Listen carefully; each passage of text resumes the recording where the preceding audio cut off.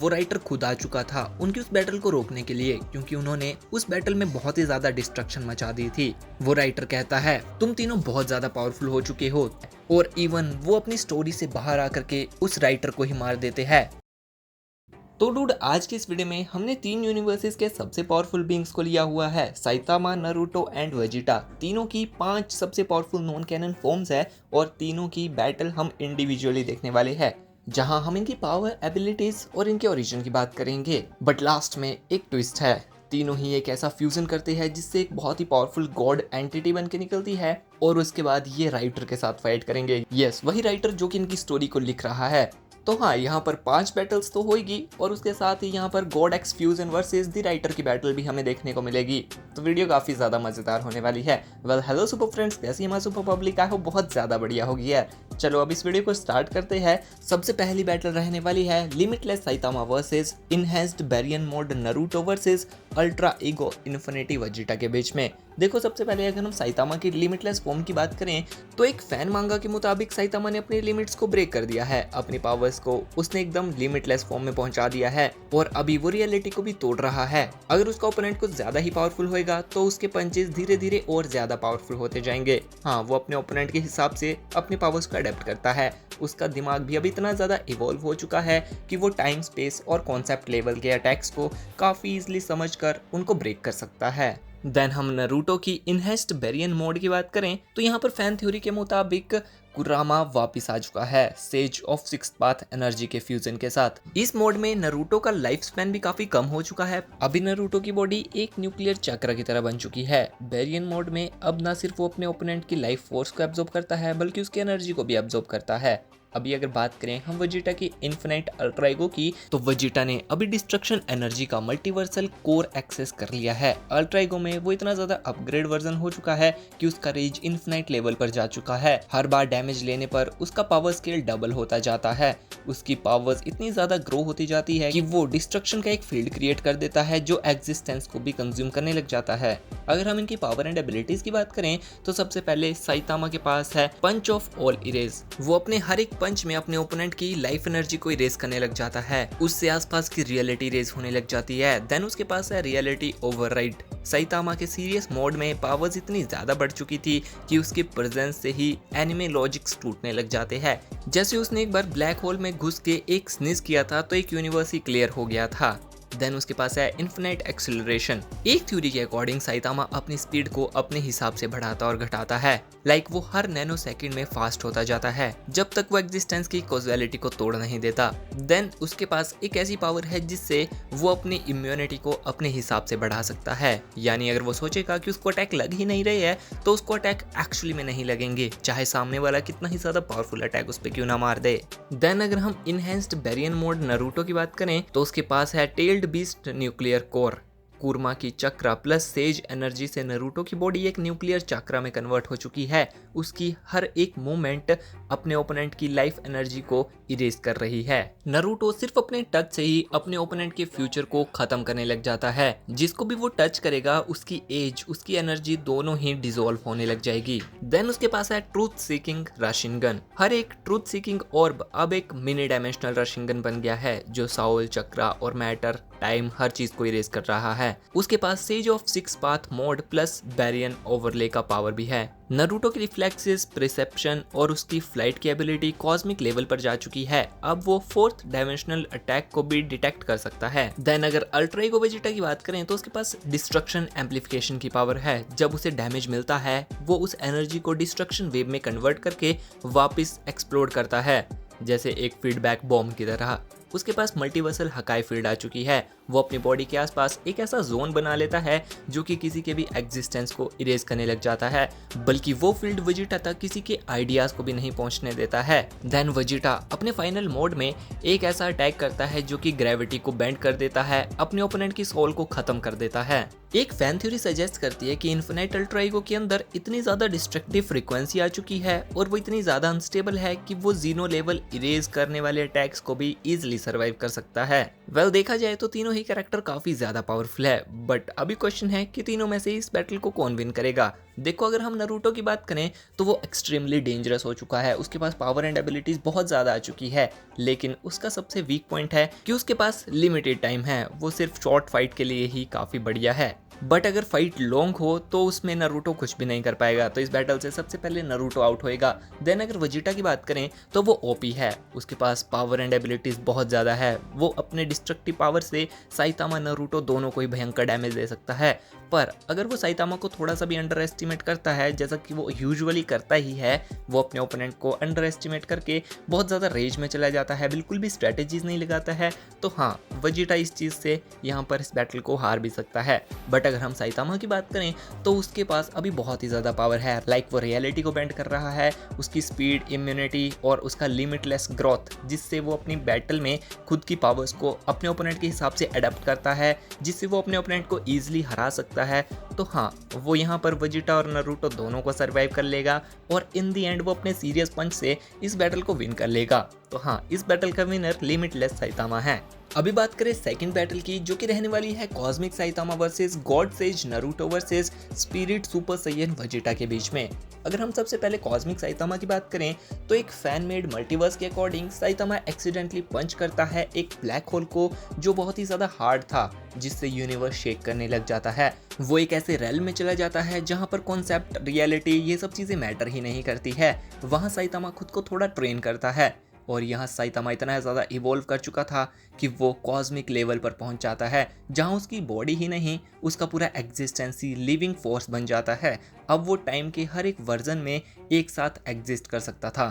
अगर हम God says Naruto की बात करें तो रिकोदो सेनिन के बाद जब एक टाइमलाइन आई जब नारुतो ने पूरे के पूरे सेज डायमेंशन के चक्रास को एब्जॉर्ब कर लिया और उसने फ्यूजन किया नाइन टेल बीस्ट और अशुरा लीनेज और सेज ट्री के डीएनए के साथ, जब उसने कंबाइन किया तो उसके पास गॉड चक्र आ गया। इससे नारुतो अब सिर्फ प्लैनेटरी ही नहीं बल्कि वो डायमेंशंस को भी ब्रेक करने लग गया था और इसी फॉर्म को कई fans Naruto the living truth भी कहते हैं। देन बात करें स्पिरिट सुपर सैयन वेजिटा की, तो वेजिटा ग्रैंड प्रिस्ट के साथ फाइट करता है जिसमें वो मर जाता है, लेकिन उसका विल इतना ज्यादा पावरफुल होता है कि उसके सोल की एक अपनी ही फॉर्म बन जाती है। उसकी एनर्जी इतनी ज्यादा डिस्ट्रक्टिव हो जाती है कि वो फिर से रीबोर्न करता है as a spirit super Saiyan Vegeta. Super Saiyan energy का स्पिरिचुअल वर्जन। ये वेजिटा फिजिकल नहीं था, इसमें वेजिटा एक स्पिरिचुअल फॉर्म में था। अगर हम इनकी पावर्स की तरफ को देखें तो कॉस्मिक साइतामा के पास है ओमनी डायमेंशन पंच। ये पंच टाइम, स्पेस, इमोशन, थॉट्स और इवन मेमोरी तक को डिस्ट्रॉय कर देते हैं।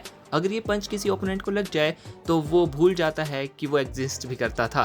देन उसके पास कॉस्मिक इको रिफ्लेक्सेस है। साइतामा हर एक अटैक को पास्ट, प्रेजेंट और फ्यूचर में साइमल्टेनियसली डॉज करने लगता है। मतलब अभी अगर तुम टाइम ट्रेवल करके भी उसको पंच करोगे तब भी वो पंच उसको नहीं लगेगा। देन उसके पास ब्लैंक फील्ड भी आ जाता है। ये एक शील्ड है जहां साइतामा को कोई भी चीज टच नहीं कर पाती है, क्योंकि उसके आसपास एक ब्लैंक ओरा बन जाता है, यानी एक नल कॉन्सेप्ट जहां पर कोई भी चीज एग्जिस्ट नहीं करती है। अगर हम गॉड सेज नारुतो की बात करें तो उसके पास है ट्रुथ मैनिफेस्टेशन टेक्निक। नारुतो यहाँ पर अब कोई भी चीज को बोलेगा लाइक यू डोंट एग्जिस्ट, तो एनिमी वहां फेड होने लग जाएगा, यानी वो भी रियलिटी को मैनिपुलेट कर सकता है। उसके पास यूनिवर्सल रशिंगन आ गया था। जब उसने टेल बीस्ट और चक्रा और ब्लैक रोड और प्लैनेटरी चक्रा के साथ फ्यूजन किया तो उसके पास एक ऐसी पावर आ गई जिससे वो डायमेंशंस को कंट्रोल कर सकता है। इवन वो यूनिवर्स में हर एक चीज को अपने हिसाब से डिस्ट्रॉय एंड रिक्रिएट कर सकता है। अभी नारुतो के पास एक ऐसी पावर आ गई है जिससे वो अपने ओपोनेंट को लाइक पावरलेस कर सकता है। जैसे अगर वेजिटा उसके सामने सुपर सैयन मोड में होएगा तो यहाँ पर नारुतो अपनी पावर का यूज करके उसको ह्यूमन फॉर्म में ले आएगा। अभी नारुतो नल रेल्म या कहीं तो डार्क डायमेंशन को भी कंट्रोल कर सकता है।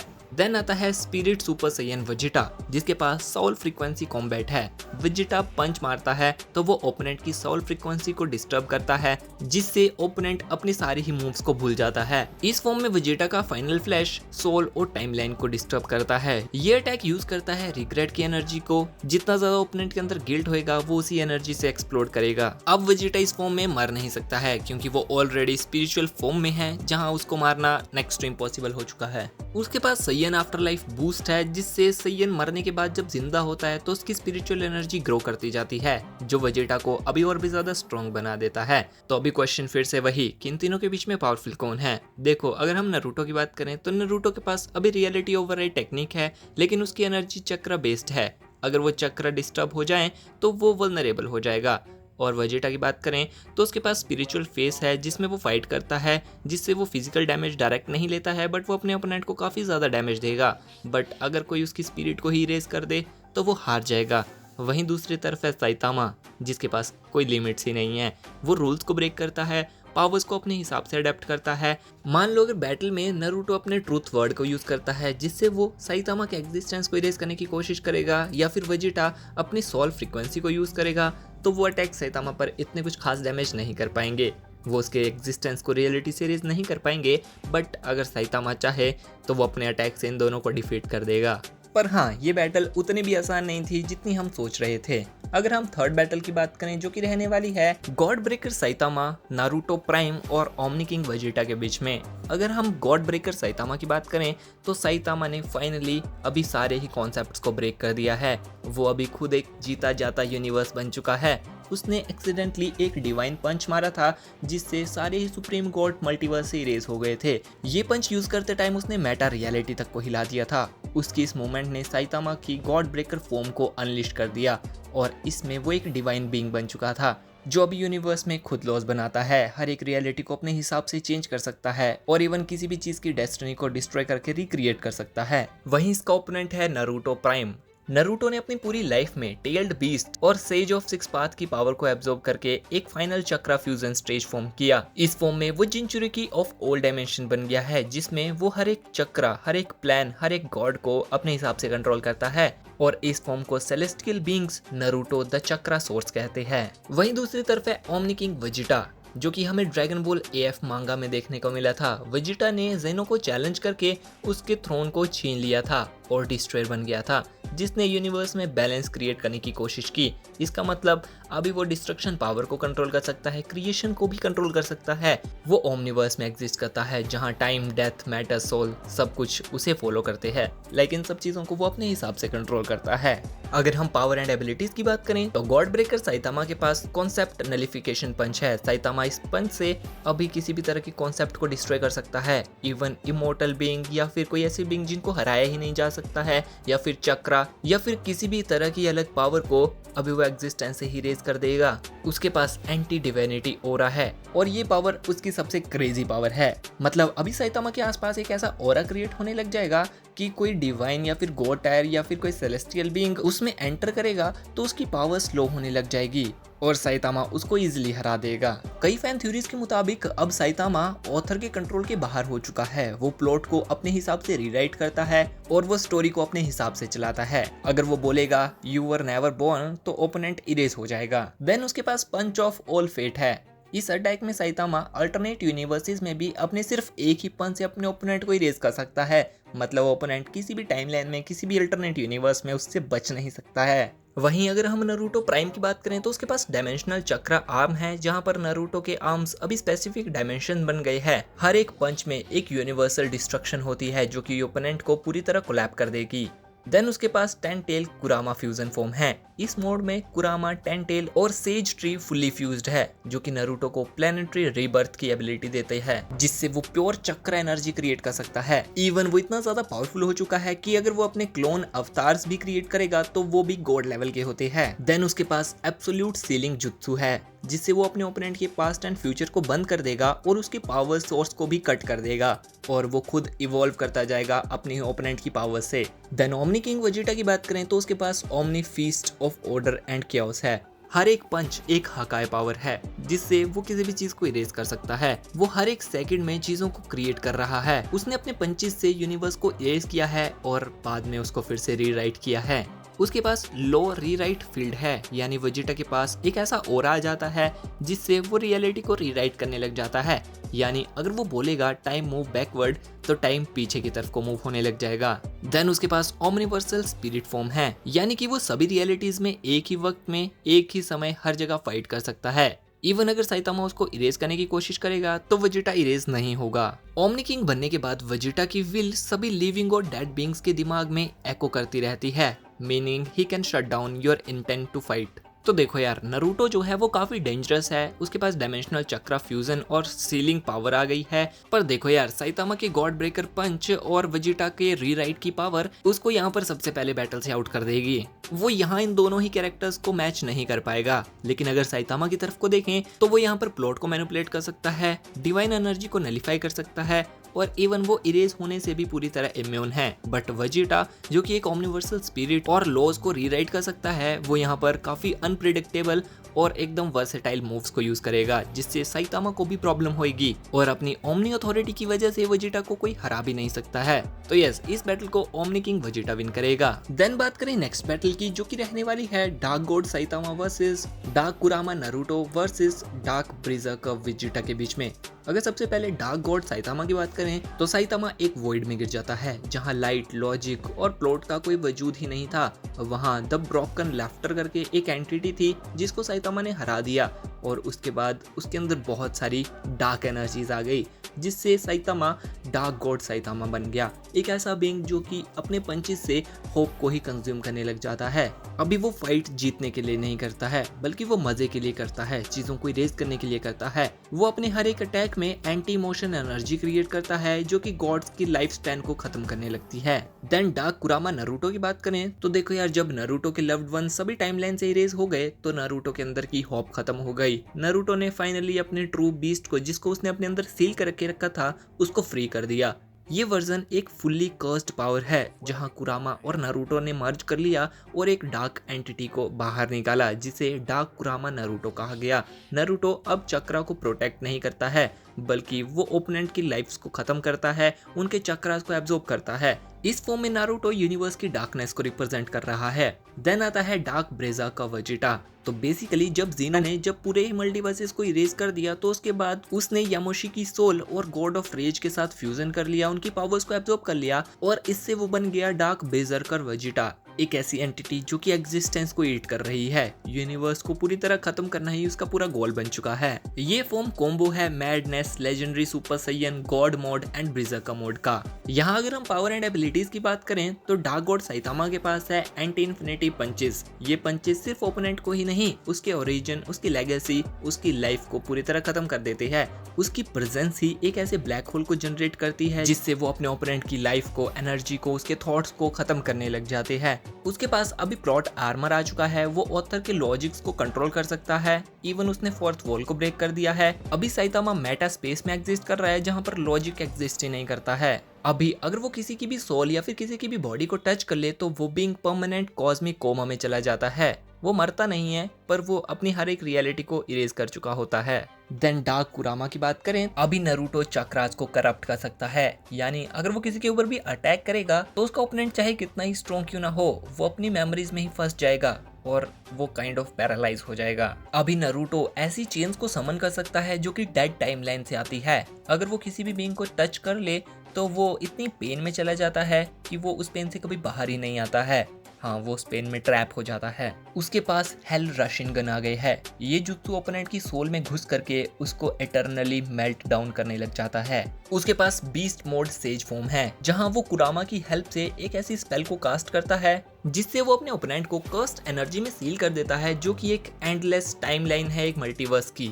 देन आता है डार्क ब्रीजर्कर वेजिटा, जिसके पास रेज बियॉन्ड डेथ है, यानी जब तक वेजिटा की विल एग्जिस्ट करती है वो जिंदा ही रहेगा, उसकी डिस्ट्रक्टिव पावर बढ़ती ही जाएगी, उसको डेथ टच भी नहीं कर पाएगी। अभी उसके पास ऐसी पावर आ चुकी है कि अगर ओपोनेंट उसके ऊपर अटैक करेगा तो वो उसकी एनर्जी को ना सिर्फ एब्जॉर्ब करेगा, बल्कि वो उसी एनर्जी के और ज्यादा स्ट्रॉन्ग डार्क क्लोन बनाता है। उसके पंचेस की शॉकवेव इतनी ज्यादा हो जाती है कि उसके पंचेस से मल्टीवर्स इरेज होने लग जाते हैं, टाइमलाइंस बर्न आउट होने लग जाती है। उसके अंदर अभी इमोशंस नहीं बचे हैं, लाइक लव, पीस, पेन, इन सब चीजों के लिए उसके पास इमोशंस ही नहीं है, जिसका मतलब है उसकी बैटल्स कुछ ज्यादा ही ब्रूटल होती है।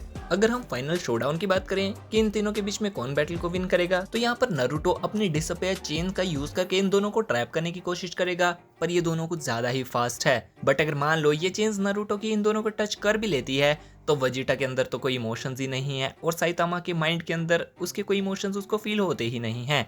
तो हाँ, नारुतो का ये अटैक तो वेस्ट चला जाएगा। बट नारुतो के पास हेल राशिनगन भी है। पर साइतामा यहाँ पर वन टच ऑब्लिवियन अटैक, जिससे वो अपने ओपोनेंट को परमानेंट कॉस्मिक कोमा में भेज देता है, उससे वो नारुतो को डिफीट कर देगा। अगर साइतामा की तरफ को देखें तो वो यहाँ पर एंटी इन्फिनिट पंचेस का यूज करेगा, पर वेजिटा मर नहीं सकता है, वो एनर्जीज को एब्जॉर्ब करेगा और इवन वो साइतामा के अटैक्स को भी सर्वाइव करके उसको भी इन द एंड हरा देगा।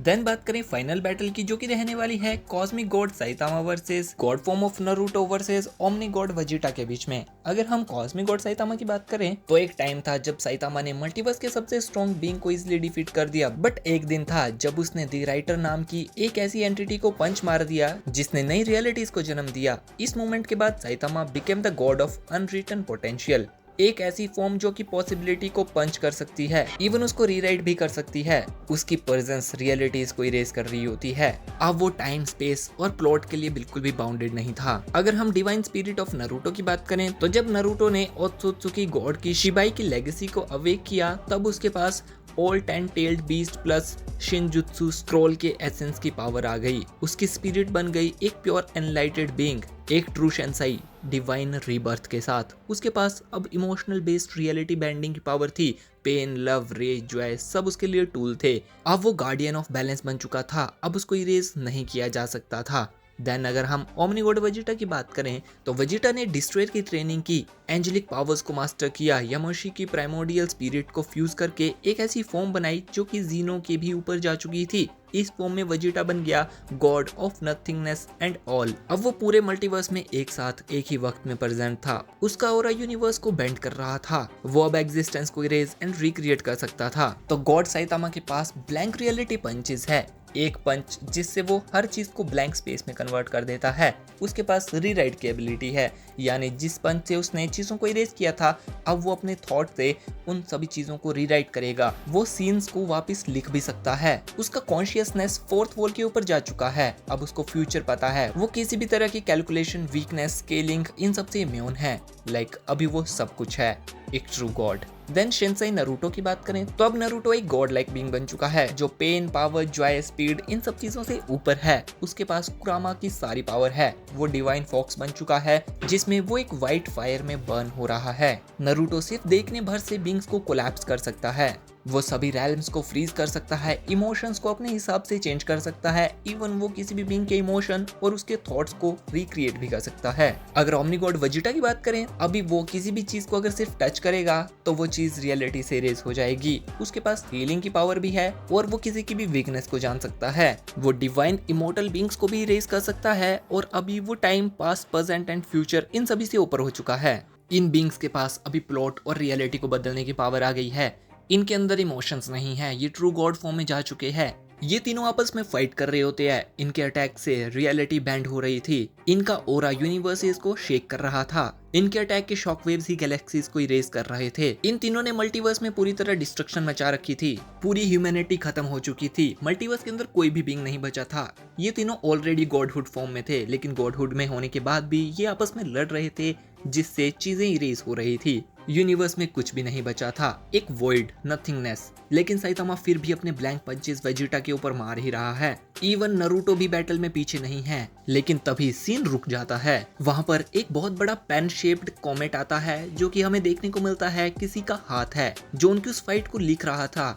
यहाँ पर द राइटर आ चुका था, the creator of all versus battles. सभी सुपर हीरो बैटल्स को वही लिखता है। वो उनकी बैटल्स को एक्सप्लेन करता है। पर अब वो राइटर खुद आ चुका था उनकी उस बैटल को रोकने के लिए, क्योंकि उन्होंने उस बैटल में बहुत ही ज्यादा डिस्ट्रक्शन मचा दी थी। वो राइटर कहता है, तुम तीनों बहुत ज्यादा पावरफुल हो चुके हो। तुमने लॉज को ब्रेक किया है। तुम्हारे अंदर इमोशंस नहीं है। तुमने लॉजिक्स तक को इरेज कर दिया इस यूनिवर्स से। अब तुम्हें डिलीट होना होगा। तुम्हारी इस बैटल को खत्म करने का वक्त आ गया है। वो अपनी रियल स्क्रिप्ट निकालता है और उससे इन तीनों के नाम को इरेज करने की कोशिश करता है। पर तभी एक बहुत इंसेन चीज होती है। गॉड साइतामा, गॉड नारुतो और ओमनी गॉड वेजिटा तीनों मिलकर के उस राइटर के एंगेस्ट हो जाते हैं। वो तीनों फ्यूज करते हैं, एक ऐसा फ्यूजन जो कि बहुत ही पावरफुल क्रिएटर को जन्म देता है, जिसका नाम था गॉड एक्स फॉर्म। ये फॉर्म लॉजिक से ऊपर थी। इसके अंदर इमोशंस नहीं थे। इसके पास प्योर डिस्ट्रक्शन एंड रिक्रिएशन की पावर थी। अब ये सीन्स को खुद लिख रहा था। इवन राइटर उनके नाम को इरेज करता है, पर वो उन नाम्स को फिर से लिख देते हैं। अब ये ऑथर से पूरी तरह फ्री हो चुके थे। अब इनके पास वो नॉलेज आ चुका था कि वो लोग फैंडम से एनर्जीज कहाँ लेते हैं। वो फैंडम को अपने हिसाब से चेंज कर रहे थे, फैन थ्योरीज को वो अपने हिसाब से बदलने लग गए थे और उनकी पावर एकदम नेक्स्ट लेवल में जा चुकी थी। तभी फाइनल क्लैश होता है God x versus the writer के बीच में, जहां राइटर मल्टीवर्सल इरेजर का यूज करता है और इन तीनों को इरेज करने लगता है, लेकिन गॉड एक्स अपनी पावर का यूज करके अपने आप को इरेज नहीं होने देते हैं। और गॉड एक्स फॉर्म इतनी ज्यादा खतरनाक थी कि वो अपने फिक्शनल कोलैप ड्राइव का यूज करते हैं, जिससे वो नॉन कैनन फॉर्म्स को ओमनिवर्स से इरेज कर देते हैं और उस राइटर की स्क्रिप्ट को भी वहां से इरेज कर देते हैं। और इवन वो अपनी स्टोरी से बाहर आकर के उस राइटर को ही मार देते हैं। वो कॉन्सेप्ट्स को, स्टोरीज को अपने हिसाब से लिखने लगते हैं, सारी ही स्टोरीज पूरी तरह खत्म हो जाती है। लेकिन राइटर के मरते ही गॉड एक्स फ्यूजन भी रेज होने लग जाता है, क्योंकि वहां पर कोई इमेजिनेशन बची ही नहीं थी। वो तीनों कैरेक्टर रियलिटी में तो थे, लेकिन वो अब इमेजिनेशन से भी रेज होने लग जाते हैं और वो तीनों भी वहां से वैनिश हो जाते हैं। लेकिन तभी हमें एक लड़का देखने को मिलता है जिसके हाथ में पेन था। वो नई स्टोरीज को रीराइट कर रहा होता है और वो फैन था, मे बी वही फैंस जो आप लोग भी हो। आप लोगों के पास भी एक पावर है। आप लोग कमेंट सेक्शन में अपनी पावर का यूज़ करके फैन थ्योरीज को जनरेट कर सकते हो। मुझे कमेंट सेक्शन में बता सकते हो कि ये सारी बैटल आपको कैसी लगी और क्या आपको लास्ट वाला ट्विस्ट अच्छा लगा। तो आज की इस वर्सेस वीडियो के लिए इतना बहुत है। वीडियो ऑलरेडी बहुत लंबी हो चुकी है, बैकग्राउंड में बहुत ज़्यादा नॉइस है, तो आज की इस वीडियो को यहीं पर रोकते हैं। अगर वीडियो अच्छी लगी तो वीडियो को लाइक करके चैनल को सब्सक्राइब जरूर कर देना और ऐसी बेहतरीन वर्सेस वीडियोस देखने के लिए। अभी आप लोगों से मिलते हैं नेक्स्ट वीडियो में, तब तक के लिए bye and thanks for watching.